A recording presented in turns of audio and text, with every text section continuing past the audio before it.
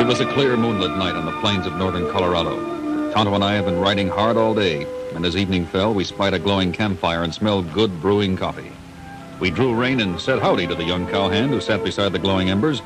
He was a friendly sort, generous to a fault, and he invited us to sit and share coffee and grub with him. He was from Laredo, and his name was Tex, and he had a tuneful guitar and a mighty fine voice. That sure soothes the heart, Tex. Thank you.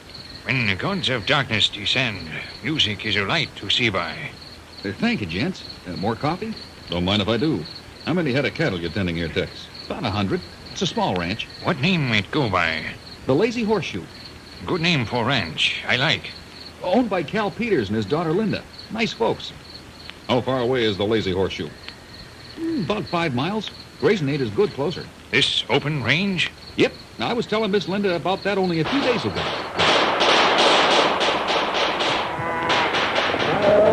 Rustlers. Oh, them ain't rustlers. They're stampeding the herd again. Who? Renegade Indians. Let's go.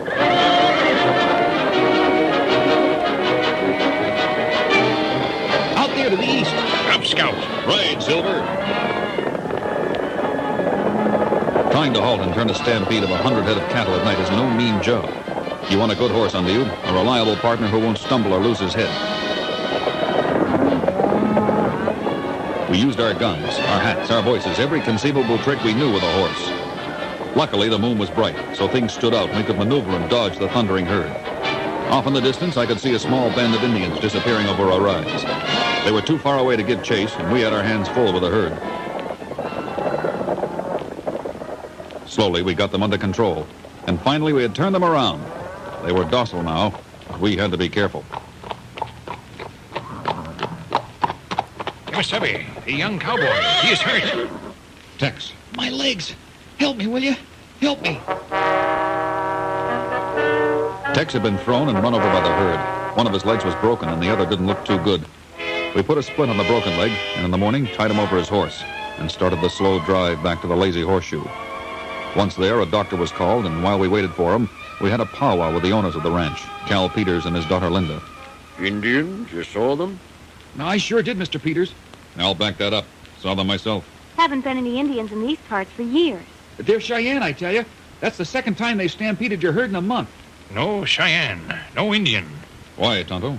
No Cheyenne use rope like this. No Indian ride with spur like this. Where'd you find these, Tonto? Where cattle stampede. He's right. They weren't Indians. Then who did it? Who would want to stampede your cattle, Miss Peters? Matt Matthews. Now, we have no proof of that, Linda. Well, who do you think's doing it, Dad? You know what he thinks about us and about the rangeland down there. Who's Matt Matthews? Owns a spread up north of us. The Big M, he calls it. He owns most of the land to the east and west, too. But he wants more. Always wants more and more. That's Matt Matthews. Wants everything. Been trying to scare us off our land for 2 years. He stampede your cattle on open range? Matt Matthews will do anything to drive us off so he can graze his own herds down there. What do you think, Tex? I saw Indians. You haven't been in these parts long enough, Tex. If there are any Indians at all, they're perfectly friendly. Miss Linda, I saw Indians, and I'm telling you... When are you going to stop calling me Miss Linda? Miss, Peters. The name's Linda, Tex. What do you think, Mr. Peters? I'm thinking I'm going to lose me a daughter pretty soon. Oh, you mean about Matt Matthews? Well, I wouldn't put it past him. Look, Mr. Peters, I suspect Tex here is going to be laid up for some time yet. Since you're short-handed, how about taking Tonto and me on to ride range for a while? Well, that's mighty kind of you. No need to pay us twice. We'll act as one man. Right, Tonto? Right, Kimasabi. You play us a song on guitar, Tex? Oh, glad to, Tonto. Just let me get my guitar.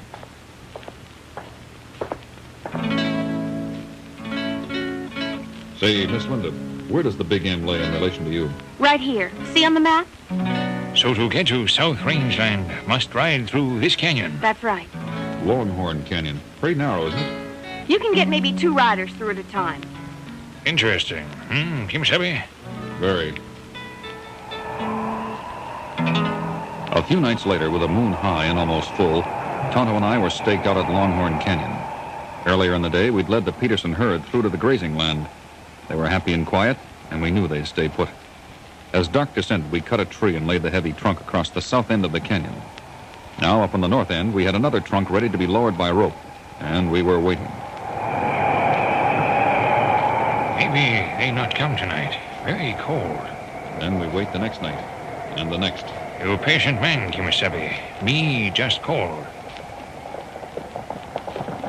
Sounds like things might warm up, Tonto. Listen.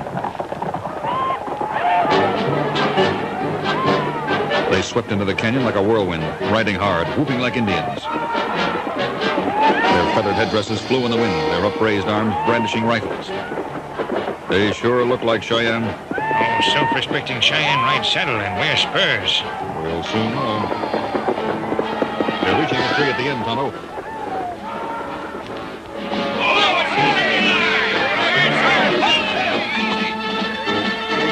Now, Tonto, the other tree. Let's go the road.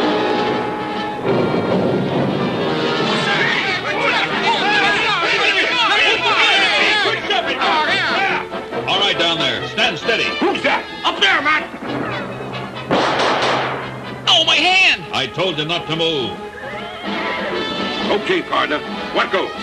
You tell him, Tonto. You in heap trouble, Big Chief Tomahawk Hatchet Face. You trapped in canyon, way up here in dark behind rocks. You have no way escape. You look like members of tribe sitting ducks. In other words, throw down your arms. Who says? The Lone Ranger say. And hurry up about it.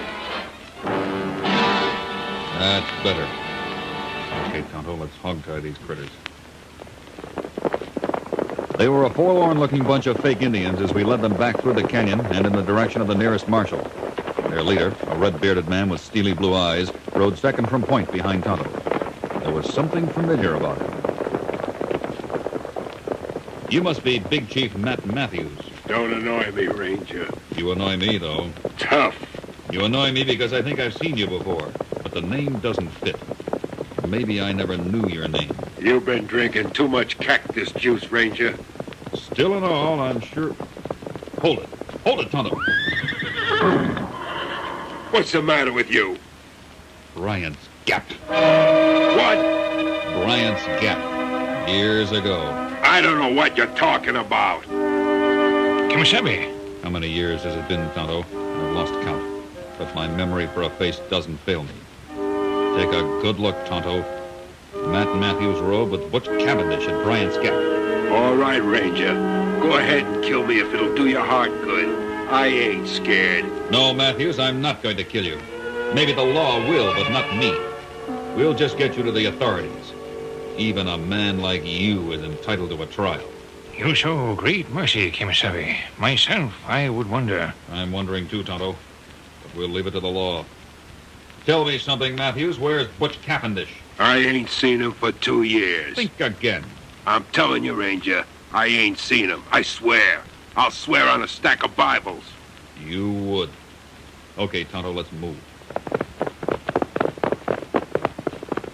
We found out later that his name wasn't really Matt Matthews. It was Ned Slocum. He was wanted in 3 states, and the law was glad to get its hands on him. After he was safely in jail, Tonto and I returned to the Lazy Horseshoe. You sure you two won't stay on? No, thanks, Mr. Peters. Tonto and I have work to do. We don't know how to thank you folks. Before we go, one favor. Anything you say. The darkness of night descends. The campfires will be lit. I get it, Tonto. You want music. What'll it be? As you choose. Here's a favorite of mine. Butch Cavendish is out there someplace, Tonto. We're finally coming closer. Yes, Kimasabi. There is much badness in the world. We'll get moving soon. And there is goodness, too. Music is good. And a man must rest sometimes and gather his strength again. Yes, Tonto. I understand.